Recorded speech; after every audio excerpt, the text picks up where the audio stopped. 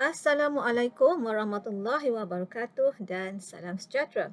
Saya, Nazrin Saliha binti Tajuddin, akan membentangkan persekitaran inklusif mesra pembelajaran untuk mata pelajaran isu-isu dalam pendidikan khas GGGB 6263. Apa itu program pendidikan inklusif? Baiklah, perkataan inklusif diambil daripada perkataan bahasa Inggeris iaitu inklusif yang memberi maksud merangkumi. Dalam konteks pendidikan, pendidikan inklusif bolehlah didefinisikan sebagai satu keadaan di mana ianya merangkumi murid tipikal dan juga murid berkeperluan khas dalam satu kelas. Dan program pendidikan inklusif memberi kesedaran kepada masyarakat supaya tidak menafikan potensi murid berkeperluan khas dan percaya bahawa ketidakupayaan mereka boleh diminimalkan jika diberi peluang yang sama. Dan apa itu pula persekitaran mesra pembelajaran? Persekitaran mesra pembelajaran adalah persekitaran yang mengetengahkan kepentingan pelajar dan guru untuk belajar bersama sebagai satu komuniti pembelajaran.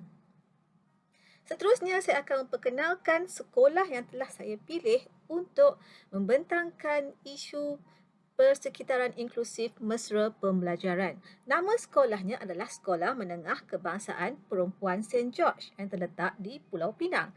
Dan nama programnya adalah Program Pendidikan Khas Integrasi Masalah Penglihatan. Jumlah pelajar yang terdapat yang mengikuti program pendidikan khas integrasi masalah penglihatan adalah seramai 4 orang dan jumlah gurunya adalah 3 orang dan juga mempunyai seorang pembantu pengurusan murid. Dan daripada 4 orang pelajar itu terdapat seorang pelajar buta yang berada di tingkatan 3 dan 3 orang pelajar rabun yang berada di tingkatan 3, 2 orang dan juga di tingkatan 5, 1 orang. Ciri-ciri persekitaran inklusif mesra pembelajaran yang dapat saya kenal pasti di sekolah ini adalah yang pertama adalah selamat, di mana kelas yang terdapat di sekolah ini adalah kelas yang selesa untuk pelajar-pelajar dan guru sentiasa berada di hadapan untuk memantau pelajar.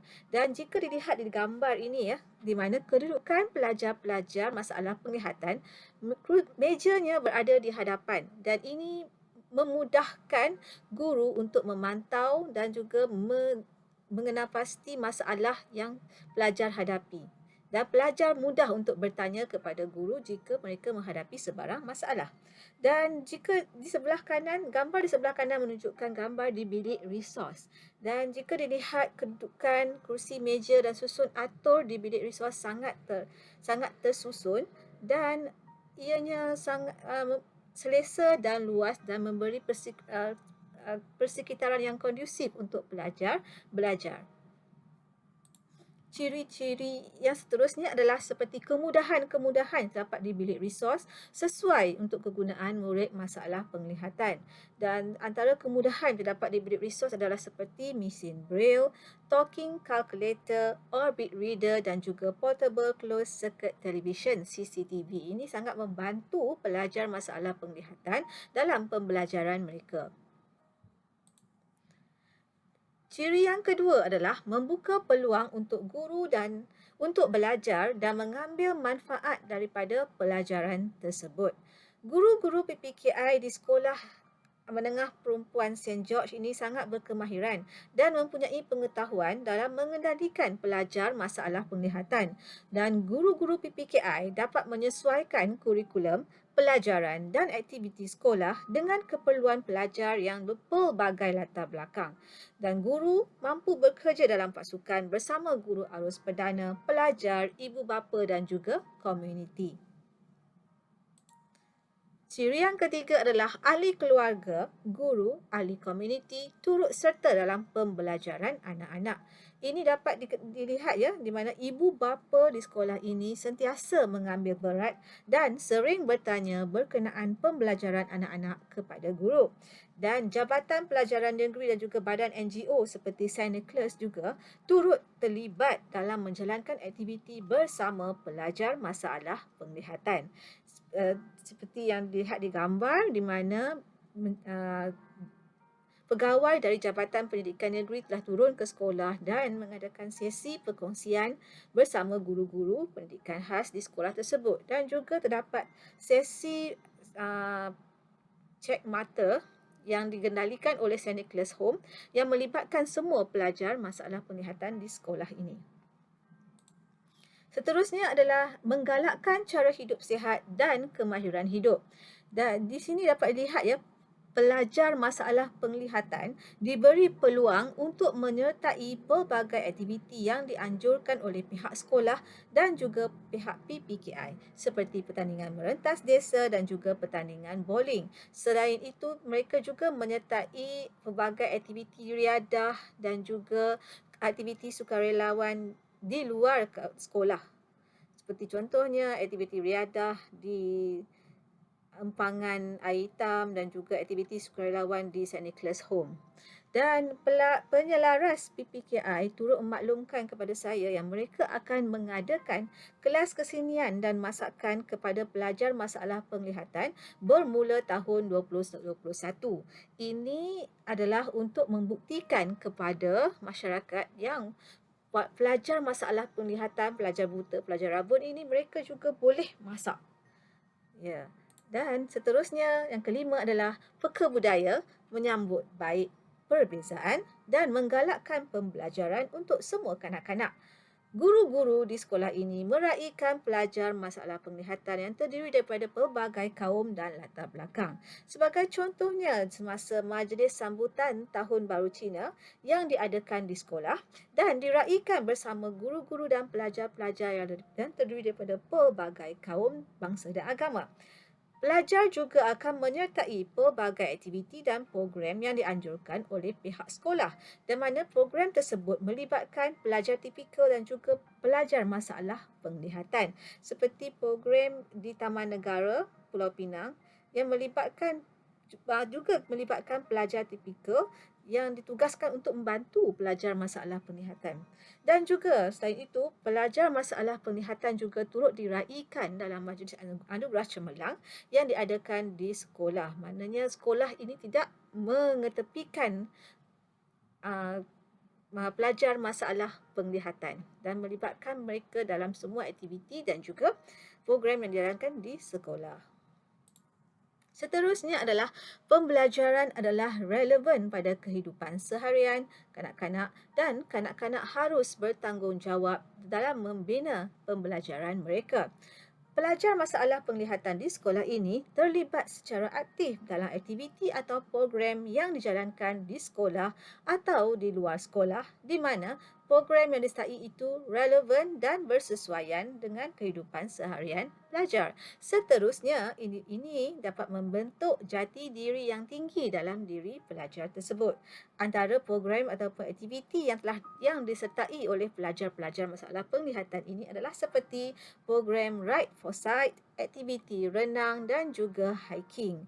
Dan ini tak jelas ya menunjukkan yang pelajar masalah penglihatan di sekolah ini mempunyai tahap keyakinan diri yang tinggi dan mereka mampu berdikari, dan ini semua adalah hasil daripada penglibatan mereka di dalam aktiviti-aktiviti di dalam dan di luar sekolah. Dan seterusnya adalah menggalakkan penyertaan, kerjasama, mengambil berat, harga diri dan juga keyakinan.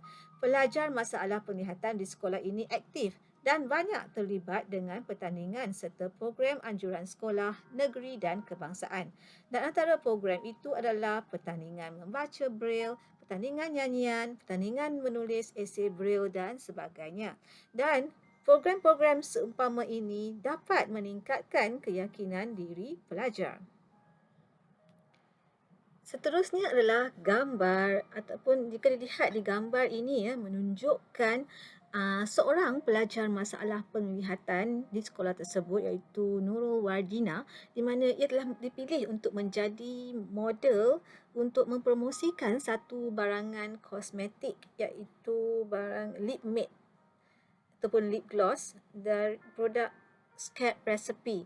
Dan ini jika dilihat di gambar ini ya, menunjukkan yang saudari Wardina ini sangat berkeyakinan dan tidak ada rasa rendah diri walaupun beliau adalah seorang pelajar masalah penglihatan, albino lagi, dan walaupun di sebalik kekurangan itu, beliau sangat berkeyakinan dan tidak ada rasa rendah diri ataupun segan untuk bersama-sama masyarakat di luar. Okey, dan seterusnya kalau lihat di sebelah kanannya adalah uh, salah seorang pelajar masalah penglihatan di sekolah ini telah memenangi pertandingan menulis esei Braille peringkat antarabangsa, dan ini menunjukkan pelajar di sekolah ini sangat aktif dan terlibat dalam pelbagai pertandingan di luar dan di dalam negara. Okey, seterusnya adalah antara cabaran dan halangan yang dapat dikenal pasti dalam melaksanakan persekitaran inklusif mesra pembelajaran di sekolah ini adalah yang pertama adalah kekangan dari pihak guru, di mana guru banyak terlibat dengan urusan pentadbiran, mesyuarat, kursus dan sebagainya, dan ini menyebabkan mereka tidak mempunyai banyak masa untuk mendekati pelajar, terutama sekali guru arus perdana. Dan guru arus perdana, terutama sekali guru-guru baru, mereka tiada pengetahuan dalam PIMP dan perlu diberi panduan dan teknik pengajaran dan pembelajaran pelajar masalah penglihatan. Seterusnya yang kedua adalah susun atur dalam kelas yang agak padat. Dan kedudukan dalam kelas yang agak padat ini menyukarkan pergerakan pelajar masalah penglihatan di dalam kelas tersebut. Sepatutnya pelajar masalah penglihatan ini perlu duduk dalam kumpulan bersama-sama pelajar lain untuk menggalakkan pelajar tipikal membantu ataupun menolong pelajar masalah penglihatan jika mereka memerlukan bantuan. Seterusnya adalah prasarana di sekolah yang mana ianya tidak menyediakan laluan orang buta yang sepatutnya disediakan di sekolah tersebut. Seterusnya adalah perjalanan dari bilik resos ke kelas agak jauh, memandangkan bilik resos tersebut terletak di bangunan hujung dan kedudukannya adalah di belakang. Dan mereka, pelajar masalah penglihatan ini, mereka perlu melalui kawasan kantin untuk ke kelas, dan perjalanan itu agak jauh. Sepatutnya kedudukan bilik resos ataupun kedudukan kelas tersebut perlu diubah. Dan seterusnya, sekolah yang ketiga adalah sekolah ini fokus pada satu jantina sahaja. Ini kerana memandangkan sekolah ini merupakan sekolah yang dihaskan untuk pelajar perempuan sahaja. Sekolah menengah kebangsaan perempuan St. George. Jadi cuma pelajar perempuan sahaja yang terdapat di sekolah ini. Namun begitu, pelajar tetap belajar bersama rakan-rakan dan juga guru-guru yang berlainan agama dan juga jantina. Dan di mana terdapat juga seorang guru masalah penglihatan lelaki. Jadi mereka dapat bekerjasama dengan guru lelaki walaupun tiada pelajar lelaki di sekolah tersebut. Seterusnya adalah ciri-ciri yang perlu diusahakan dalam membentuk persekitaran inklusif mesra pembelajaran di sekolah tersebut dan bagaimana ia boleh diusahakan. Yang pertama adalah sekolah perlu menyediakan infrastruktur ataupun kemudahan yang bersesuaian dengan pelajar masalah penglihatan. Sebagai contohnya, laluan orang buta, laluan landai, longkang bertutup dan sebagainya. Yang kedua adalah susun atur kerusi meja di dalam kelas perlu diperbaiki. Tidak perlu dijarakkan kedudukan antara meja. Dan ini makluman yang saya dapat daripada penyelaras PPKI. Beliau maklumkan bahawa kedudukan meja dalam kelas sebelum ini memang tidak dijarakkan dan mereka duduk dalam satu kumpulan untuk membolehkan pelajar tipikal bekerjasama dan membantu pelajar masalah penglihatan. Tetapi memandangkan situasi pandemik COVID-19 yang melanda negara pada masa kini, maka penjarakan meja perlu dilakukan untuk mengelakkan penularan COVID-19. Dan yang ketiga adalah guru-guru, terutamanya guru arus perdana yang mengajar pelajar masalah penglihatan perlu diberi tunjuk ajar dalam menjalankan PDPC di dalam kelas kepada pelajar masalah penglihatan, di mana perlu diadakan sesi perkongsian ilmu ataupun sesi perbincangan antara guru arus perdana dan juga guru resos untuk membantu guru-guru arus perdana memahami dan dapat menjalankan PDPC kepada pelajar masalah penglihatan tanpa sebarang masalah. Dan sebagai rumusannya adalah melalui persekitaran inklusif mesra pembelajaran, pelajar akan lebih berkeyakinan dan membina harga diri yang lebih tinggi. Mereka juga akan berasa bangga dengan diri mereka dan juga pencapaian mereka, serta mereka dapat belajar berdikari di dalam dan di luar kawasan sekolah. Guru-guru pula memperoleh manfaat yang penting dengan mengajar PIMP. Mereka mendapat lebih banyak peluang mempelajari cara-cara baru untuk mendidik pelajar yang berbeza serta memperoleh pengetahuan baru seperti perbezaan cara dalam PDPC. Dan melalui PIMP juga, ibu bapa akan memahami bagaimana anak-anak mereka dididik. Ibu bapa akan terlibat secara langsung dan ini seterusnya dapat melahirkan rasa yang lebih penting dalam membantu anak-anak mereka untuk belajar. Itu sahaja pembentangan daripada saya. Sekian, terima kasih.